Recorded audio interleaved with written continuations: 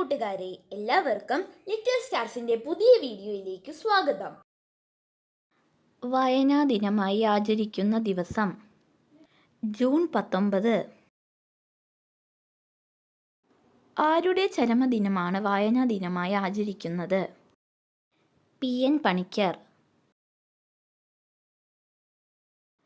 PN Panicker ജന്മനാട്ടിൽ ആരംഭിച്ച വായനശാലയുടെ പേര് സനാതനധർമ്മം. ലോക പുസ്തക ദിനമായി ആചരിക്കുന്ന ദിവസം ഏപ്രിൽ 23. കേരള ഗ്രന്ഥശാല ദിനം എന്നാണ്? സെപ്റ്റംബർ 14. ജൂൺ 19 ദേശീയ വായനാ ദിനമായി പ്രഖ്യാപിച്ച വർഷം 2017. കേരള സർക്കാരിൻ്റെ പരമോന്നത സാഹിത്യ പുരസ്കാരം എഴുത്തച്ഛൻ പുരസ്കാരം. നിളയുടെ കഥാകാരൻ എന്നറിയപ്പെടുന്നതാര്? MD വാസുദേവൻ നായർ. മലയാളത്തിലെ ആദ്യത്തെ സന്ദേശകാവ്യം ഉണ്ണുനീലി സന്ദേശം.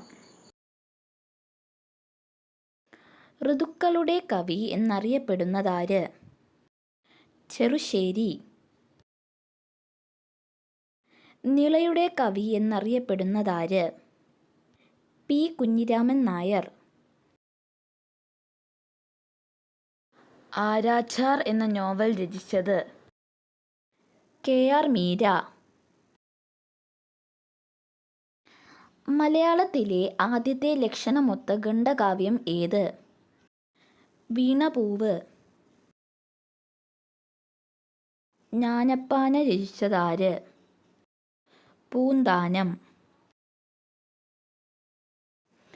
തൂലിക പടവാളാക്കിയ കവി എന്നറിയപ്പെടുന്നതാര്? വയലാർ രാമവർമ്മ. ചലച്ചിത്രമാക്കിയ ആദ്യ മലയാള നോവൽ മാർത്താണ്ഡവർമ്മ. മലയാളത്തിലെ ആദ്യത്തെ ചെറുകഥ ഏത്? വാസനാവികൃതി. രാത്രിമഴ എന്ന കവിത രചിച്ചതാര്? സുഗതകുമാരി. ജൂൺ 19 വായനാ ദിനമായി ആചരിക്കാൻ തുടങ്ങിയത് ഏതു വർഷം മുതലാണ്? 1996.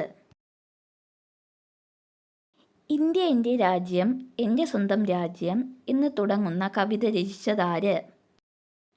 ചെമ്മനം ചാക്കോ.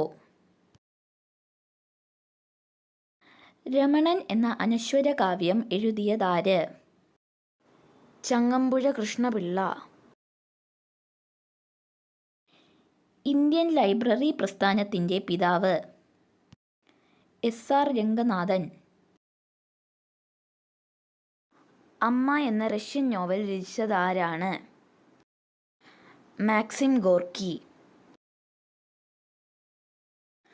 പാരായണം ചെയ്യുക എന്നർത്ഥമുള്ള മതഗ്രന്ഥം ഏതാണ്? ഖുർആൻ. ഡിജിറ്റൽ സാങ്കേതിക വിദ്യ ഉപയോഗിച്ച് പുസ്തകം വായിക്കുന്ന രീതി വായന. Thanks for watching.